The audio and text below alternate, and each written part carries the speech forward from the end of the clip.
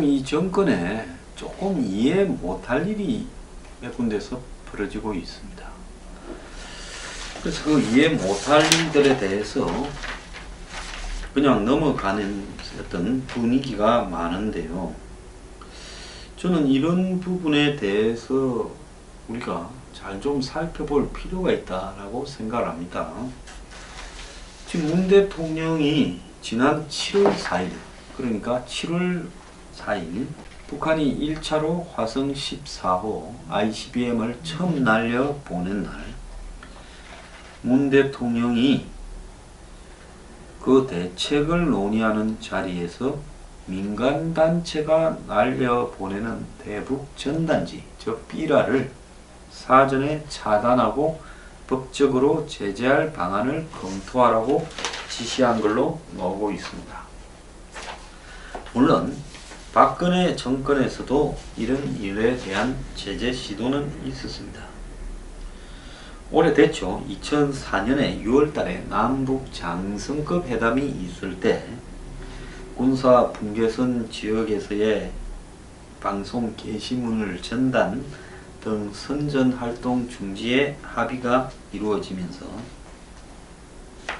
이 민간단체의 대북 전단에 대해서 이 단속을 하려고 했습니다만은 근절되지 못했죠. 그리고 이 박근혜 정부 때도 이 대북 전단 문제가 여러 가지로 이 북한의 재래식 휴전선에서의 도발의 원인이 된다, 이런 지적이 나오니까 표현의 자유와 관련된 문제라서 강제로 규제할 수 없다라고 이야기는 있었지만은 공개적 살포 활동을 제지하려는 이 사례가 몇 개 있었습니다. 그리고 문재인 정권에서는 베를린 구상을 통해서 북측의 군사 분계선 상에서 적대 행위를 중단하자라고 제안을 했고, 문재인 대통령이 대북 전단 살포를 막을 방법을 찾아봐라, 이렇게 말을 했다는데요. 일각에서는 또 그러지 않았다라는 이야기도 나옵니다만은 명확한 것은 문 대통령이 이렇게 했다라는 부분에 대한 보도는 찾아보면 많이 나오고, 또 그렇게 하지 마라 했다라는 보도는 찾기가 어려우니까요. 청와대가 이런 말을 문 대통령이 했다라는 것은 인정하는 것 같습니다. 그런데 북한이 게임 체인저가 되는 역대 도발 중에서 최강 도발을 한 날, 하필 그날 대통령이 남측에 북한 자극하지 말라고 대북 전단 살포를 중단시킬 방안을 찾아봐라고 말을 한 것은 앞뒤가 맞지 않아도 좀 한참 맞지 않는 일 아니냐.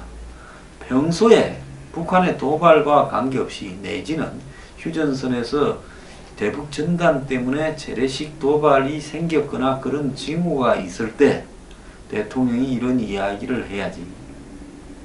북한이 핵을 날려보낼 ICBM을 성공한 날 대통령이 그 대책을 논의하는 자리에서 이 말을 했다면 좀 이상하지 않습니까? 저만 이상하게 느끼는 겁니까?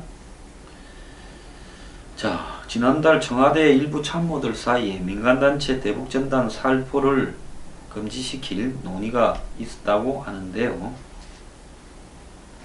북한은 그동안에 이 대북전단을 살포하면 그 지점을 원점 타격하겠다고 반발을 해왔습니다. 북한이 2014년 10월에 탈북자가 경기도에서 대북전단을 날려보내자 고사포 60발을 발사한 적도 있고요.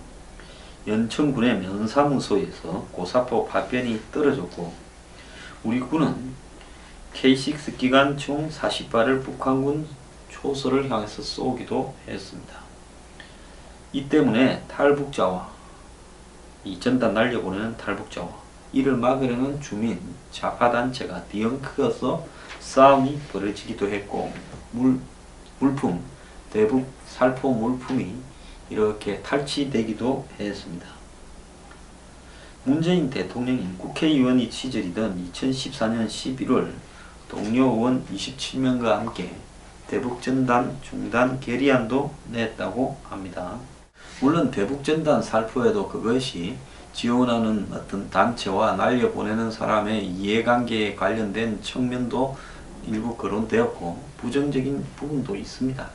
하지만은 이 북한에 있는 주민들을 그래도 깨우치는데 대북전단이 중요한 하나의 요소로 작용을 해온 것도 분명한 사실이고요. 김정은 체제를 와해시키는데 할 수 있는 최소한의 일이라고 보고 있는 사람도 많습니다. 자, 이 전단과 관련된 논란이 아니라 대통령이 ICBM을 쏜 날 그 직후에 이런 이야기를 했다라는 것이 제가 이해가 좀 가지 않는다는 거고요. 지금 이것 말고도 수상한 일이 좀 더 있습니다. 그저께 강경화 외교부 장관이 지금 필리핀 마닐라에서 열리는 아시아 안보 포럼에서 인도네시아의 마르수디 외교장관과 단독 회담을 했는데요. 당초 예정된 양자회담을 마친 다음에 통역 배석자를 전부 다 내보내고, 통역사 출신이니까 영어는 잘하지요. 그리고 20분 동안 이 인도네시아 외교장관과 딱 둘이만 이렇게 이야기를 했는데, 단독 회담을 마치고 온 강경화 장관은 여자들끼리 이야기 좀 했다. 이게 할 소리입니까? 그래서 지난 2일날 8월 2일날 문재인 대통령은 휴가지 경남 진해 기지에서 인도네시아 국방장관 야쿠두와 40분간 접견을 했다고 합니다. 잠수함 등 군함 세일즈 차원에서 만났다는데요. 한국과 인도네시아는 이 방산 교류에 대해서도 노무현 정권 때 절정이었습니다. 한국의 잠수함과 인도네시아의 CN 다시 205가 하는 이 수송기, 제가 지금 그 이름은 정확하게 기억이 나지 않습니다. CM예요. 원래 스페인에서 만드는 걸 인도네시아에서 자체 제작했는데 인도네시아에서 만든 수송기니까 성능이 뻔하죠. 어쨌든 이 두 개를 서로 쌍방에게 수출하는 부분이 진행이 되었습니다. 그런데 그때도 인도네시아와 문재인 정부나 DJ 정권이 각별하게 친했던 이유가 북한 문제를 사이에 놓고 인도네시아 60년대 비동맹 국가의 명주였죠. 인도네시아가. 그래서 반둥회의라고 인도네시아의 이 비동맹이라 해서 사실은 이 공산 진영 자유진영에 속하지 않는 제3세계를 모은다 했지만은 비동맹은 근본적으로 좌파 성향을 띠고 있었던 것은 사실입니다. 북한을 인도네시아는 이 수카르노의 비동맹 때부터 관계를 맺고요. 그리고 북한과 아주 보통 각별한 관계를 가져오지 않았습니다. 그래서 김일성이 김정일을 데리고 65년 인도네시아를 방문했을 때 수카르노는 김일성을 자기 자식들에게 너희들 삼촌이다 이렇게 말을 하고 김일성화라고 해서 난초 하나를 인도네시아에 선물을 했고, 지금도 김일성화라고 북한이 선전 자랑하고 있는 모습이 종종 나옵니다. 그리고 그 딸이 메가와티가 인도네시아의 대통령을 지냈죠. 이 메가와티가 대통령을 할 때가 한국의 DJ와 노무현 대통령 시절이었습니다. 메가와티가 2002년 3월에 평양을 갔다 왔는데 김정일을 만난 다음날 곧바로 메가와티가 서울로 와서 김대중 대통령을 만나서 김정일의 메시지를 전달하기도 했습니다. 그리고 2005년 4월에도 메가와티가 평양을 방문했고 그 당시 김정일의 메시지를 곧바로 한국에 전달하기도 했습니다. 그래서 북한과 이 수카르노 가문 간에는, 인도네시아 간에는 각별한 이런 라인이 있는 인맥이 있고, 이런 인맥 때문에 이 메가와티가 지난 5월 29일 기억이 날 겁니다.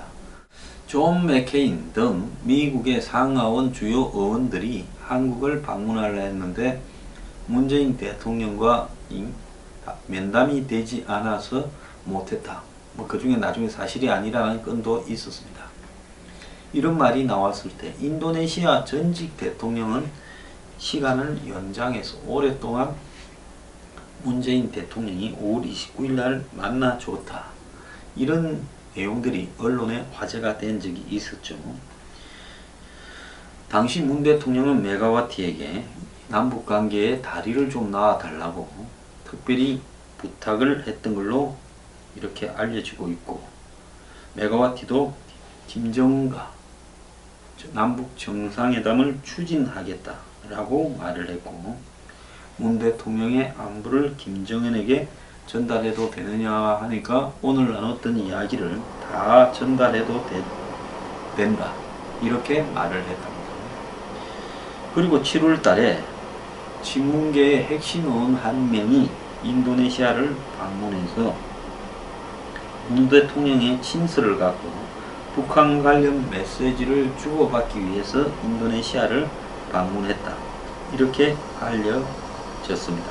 박우승 서울시장이 5월 23일 날 문 대통령 특사로 인도네시아를 방문했고, 그리고 인도네시아 조코이 대통령도 만났고, 그리고 5월 25일 양국의 대통령이 통화도 했답니다. 그러니까 지금 남북 정상회담을 하기 위해서 인도네시아라는 통로를 이용하려고 인도네시아의 외교장관, 그리고 국방장관, 그리고 전직 대통령, 북한과 특별한 관계에 있는 그 집안, 그리고 현직 인도네시아 대통령 등 모든 인맥을 지금 총동원하고 있다.